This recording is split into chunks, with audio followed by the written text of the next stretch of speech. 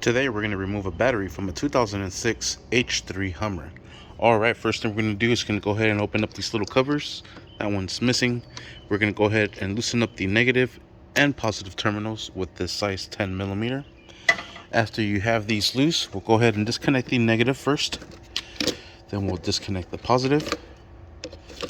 And just remove these little plastic covers and set them over to the side so we don't lose them. Perfect.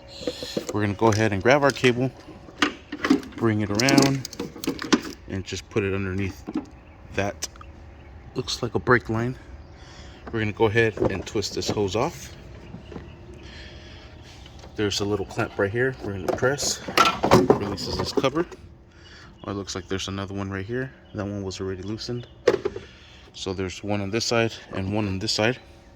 We're going to use a size 14mm with an extension to remove the battery strap that's holding down this battery. So we'll go ahead and loosen that up, then remove the nut, remove the strap, and the battery's ready to come out. Just remove this battery bracket and set it over to the side and you are set. And that is how you remove a battery from this 2006 Hummer H3. Thank you for watching. Please like and subscribe.